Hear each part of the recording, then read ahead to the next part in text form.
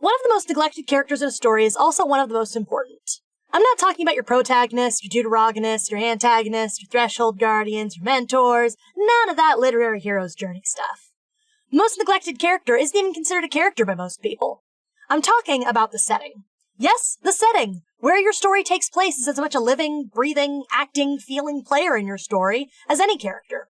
Which is what makes it such a shame when I see it neglected in favor of making the hero flashier, the villain more sinister, and the damsel more appealing. The setting has as much to give and as much pull on the story as any hero, villain, or damsel, and it deserves its due. That's why, to kick off this StarSwallower series, I'm starting not with Neo, or Eon, or even Vixie. I'm starting with the world of Furallis itself. A brief background if you're new here. StarSwallower is a hypothetical JRPG with visual novel elements that will probably never exist. It's about a teenage girl named Vixie coping with the stresses of high school through writing a grand tale about Neo, the girl who swallowed the star. Neo lives in the fantasy world of Furallis, the magical land we're going to be talking about today, and after she absorbed the source of all magic in the realm, she's forced on the run by the dark mage, Eon. As she's being pursued, she makes friends, discovers new powers, and fights off villains until she finally confronts Eon for the last time. All the while, Vixie is dealing with the typical stresses of being a teenage girl, keeping up her grades, navigating her first crush, and trying to stay off the bully's radar. As the player, you're in control of how Vixie navigates her school life, and in turn, the choices you make affect the RPG portion of the game, which represents the story Vixie is writing. Cool, right? Don't get your hopes up. I'm not a game dev. But I am a writer, and I've, or should I say Vixie's, done a lot of world building for the world of Furallis, so it should still be cool to hear about, right? Right. I've broken down the world into 5 main topics for us to discuss today, starting with the world. The world of Furallis is populated by enchanted animals of all kinds. When I was concepting Furallis, I envisioned it as an inclusive furry world, somewhere you could envision all types of fursonas. This meant that I had to come up with some explanation for what I like to call the Beastars or Zootopia problem. And that problem is, where does meat come from? The answer I decided on was a solution that also opened up opportunities for more monsters and other antagonistic encounters from a game development standpoint. Here's what I came up with. In the world of Furallis, there used to only exist regular, non-enchanted, non-anthro animals. Then, the animals were exposed to the magic of the star from the center of the earth. This caused some animals to gain powers, creating beasts like unicorns, phoenixes, dragons, or otherwise enchanting regular animals with some sort of magical ability. But some animals were instead granted sentience. Sentience and sapience is a power granted from the star, just like pyromancy or telekinesis. This is how furries and regular animals came to live side by side, and since regular animals aren't sapient in any way, it's okay to eat them. Zootopia/Beastars problem solved! Other things were affected by the star's magic too. The star can grant magic to any living thing, so plants and lower life forms like amoebas and germs were affected too. The difference between plant star magic and animal star magic comes down to the level of sentience. The more intelligent a living thing is, the higher amount of magic its body can hold in reserve and process to use as power. Plants, as beings which are alive but not technically thinking, can only hold a small amount of magic, making them good for brewing potions or making enchanted food, but not much else. Germs and single-celled organisms are only barely alive, so they can hold enough magic to induce effects, sure, but only in large quantities. This is how we get magical diseases. Now, the star's magic comes from the center of the planet, right? So, how did it get to the surface in order to transform the world like this? Well, for that, I'm going to need to talk about a little thing called star fragments. As I mentioned before, the star is a giant gemstone made of pure magic. And unlike a normal planetary core, the star is slowly but surely expanding. This expansion manifests in little weaving tendrils of the star pushing their way through the ground, trying to reach the surface. These little weaving tendrils are called star veins. And what happens when they reach the surface, you ask? Well, the star is ever expanding, right? What do you think happens when it finally gets room to expand? Boom! A huge magical event called a font happens when one of these star veins broaches the surface of the planet. A font is basically a giant magical explosion. The crystals of the star vein rapidly expand and grow outwards and upwards and pump magic into the atmosphere, creating a radius where things get weird. Plants and animals mutate, time distorts, and the air shimmers with the sheer radiance of it all. The closest thing I can think to compare it to is a nuclear meltdown, or a volcano erupting. So, very dangerous, very bad, very important to keep it from happening. Fortunately, when discovered while they're still underground, star veins are inert enough to be safely mined and harvested, which they are, in abundance. This keeps fonts from happening except in the most remote locations, far away from people. The best part is, since the star keeps expanding, these mines replenish over time. Should a mine run dry, give it about 100 years or so and it'll be flourishing with magic again. These mining operations yield magically charged gemstones called star fragments, which are incredibly sought after and used in a wide variety of ways. Star fragments are most commonly harvested and used for technology. Most of Furallis is rural and more inspired by medieval high fantasy, but in cities and urban centers, the technology draws from steampunk and Victorian science fantasy inspiration. This steampunk technology runs on star fragments, essentially using them as energy cells or batteries. Star fragments power almost all modern technology, and while the people of Furallis live in a world before the invention of TV, cell phones, the internet, and such, star fragments still allow them to live relatively modern lives. Provided, of course, they have the infrastructure to support it. Your typical mid-sized city will have things like power, running water, trolleys, and maybe even a radio station, but a rural village will be much less endowed and share more similarities to a medieval high fantasy. Star fragments also have other uses. More unsavory uses, dangerous uses even. See, star fragments are pure solidified magic, and what mage doesn't want more magic? Upon consumption, star fragments induce temporary, random, extremely powerful magical effects.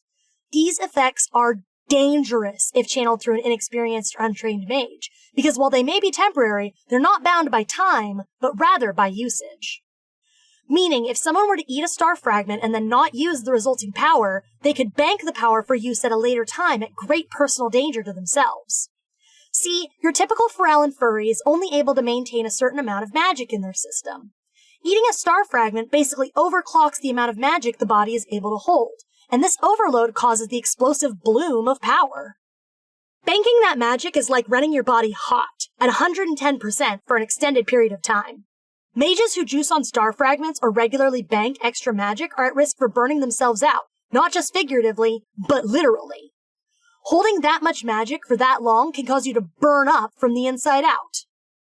All of this to say, star fragments, not even once.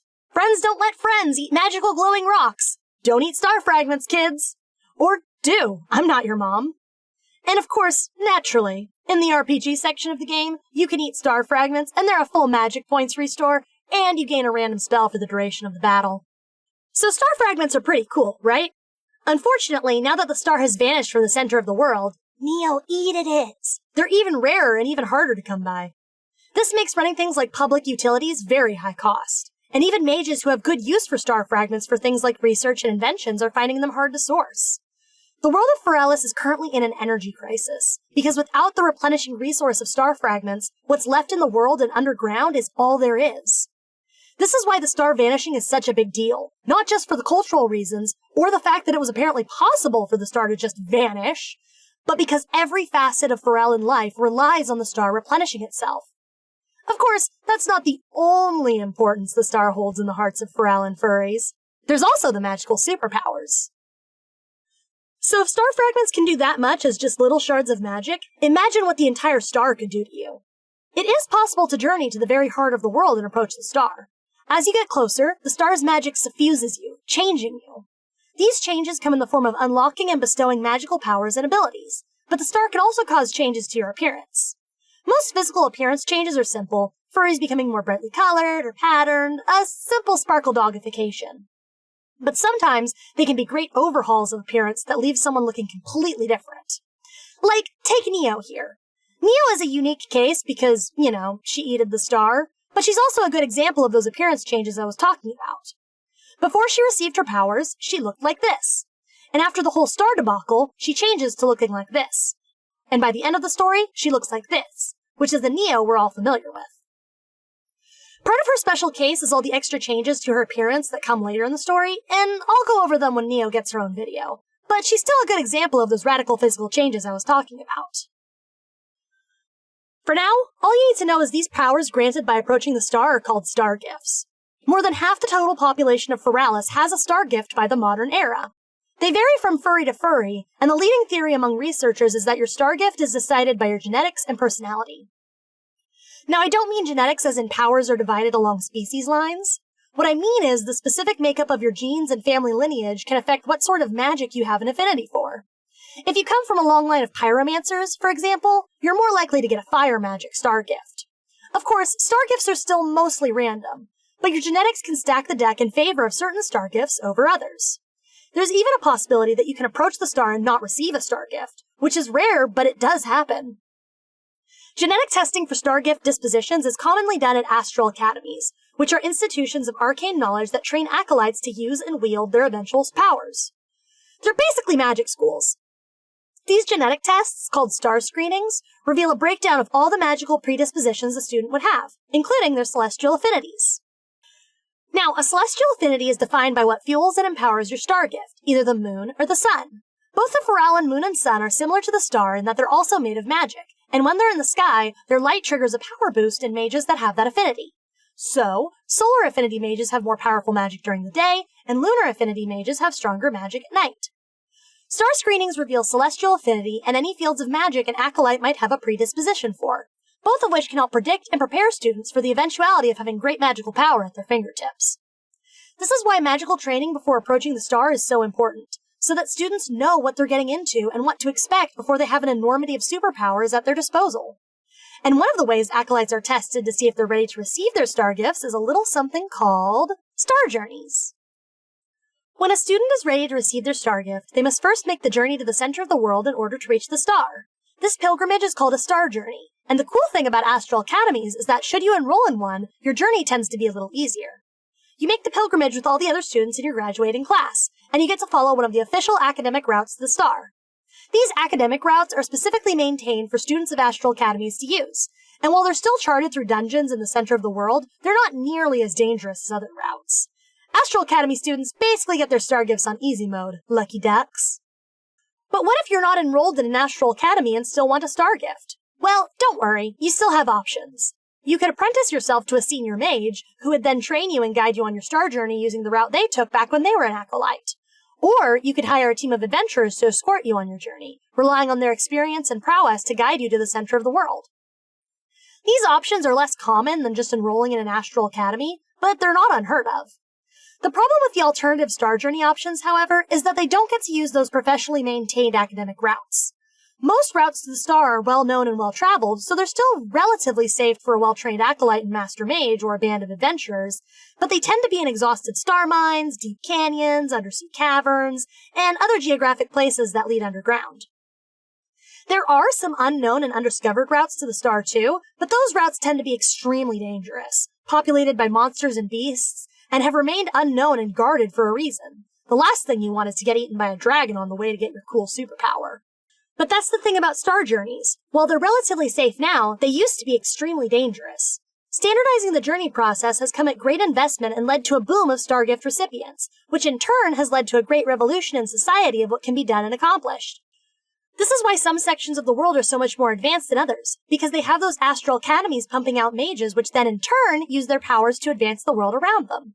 Before the inception of the astral academies, the only option was to apprentice yourself to a mage, which were very few and far between, or hire those adventurer escorts, which were even more expensive. Or you could make the journey on your own. And imagine, after fighting your way through a dark, winding, never-ending tunnel, you finally see the light at the end. The star. You push your battered and bruised body forward, getting closer with each heavy step as the walls around you get brighter and brighter with the light. The air around you transforms from cool and smothering and dank to a warm summer's day, and as you get closer, it gets brighter and warmer and brighter and hotter and blinding, and then, before you even reach the star and receive the power it can bestow, you're ash.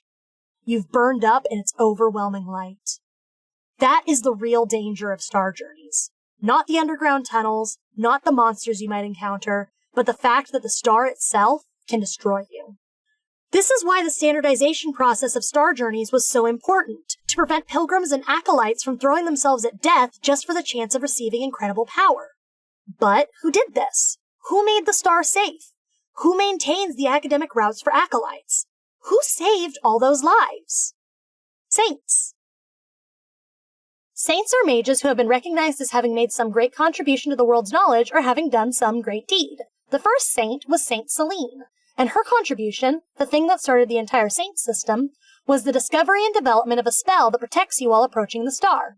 This became the beginning of standardizing the process of the star journey. Saint Celine took it upon herself to guide pilgrims and acolytes to the star and have them receive their star gifts safely. And in time, she took a number of apprentices under her wing and trained them in the protective magic she developed. Her apprentices and disciples became the first saints, and Saint Celine tasked them with guiding more and more furries to the star for their star gifts, so that all could share in its light. To this day, there are saints stationed at the center of the planet specifically to protect acolytes and students on their star journeys with their magic, so they can approach the star for their star gifts without burning up. When Saint Celine eventually passed, her apprentices and disciples founded the first Astral Academy to train more apprentices and pass on her knowledge. And as the amount of furries with star gifts grew, so did the circle of saints. The first saints were handpicked by Saint Celine from the most devoted of her followers, but after she passed, new saints became recognized by appointment from an existing saint, and then a vote of agreement among the others. And so, it has continued to this day. However, in the modern era, the Council of Saints has ballooned into the hundreds. Obtaining sainthood is now less like being knighted by a holy queen, and more like defending a doctoral thesis in front of a graduate board. You bring your great deed or discovery to the saints, they decide whether or not to recognize you, and then there's a vote as to whether or not to crown you with sainthood. And these recognitions and votings can take a while to happen, considering how many furries there are with star gifts these days. And it is possible to be denied sainthood by the council, which happens quite frequently to lackluster candidates, even if they're smart enough, or to even have your sainthood stripped after being crowned, which only really happens in response to extreme scandals, but it has been known to happen. Most saints end up rising to some form of power, whether as magistrates, advisors to kings, mayors of towns, headmasters of schools, and other such stations. The Council of Saints is the largest overreaching governing body in Furallis, and while saints do try and help furries and make life better for those around them, their primary focus is always going to be the star and guarding its knowledge. This leaves Furallis in a situation where minor local governing bodies maintain most of the power in a given area, with the saints taking less active roles in governing, maintaining positions as advisors and knowledge keepers. Saints are still powerful, politically and otherwise, but the average and idealized saint isn't after power. They're after knowledge and passing on that knowledge as widely as they can. And of course, astral academies are all run by the Council of Saints, which gives them an extremely powerful pull given what these academies do for their students. Saints control the safest and most effective way to receive star gifts, and that makes them a very powerful entity indeed. And that's the world of Furallis in a nutshell. I try to include information on everything I've thought of in regards to the world building. Of course, this is just a basic overview. I'd love to do another video where I talk more about what all this information means for, like, hypothetical game mechanics, for example. Anyway, what do you think of the world of Furallis? Do you have a world that lives in your head? Tell me about it in the comments below. I can't wait to read them. And if you liked my silly fantasy world, let me know by hitting the like or subscribe button to see more of me. Thank you so much for taking time out of your day to listen to me talk all the way to the end. I leave you with the final art from today's speed paint. Bye!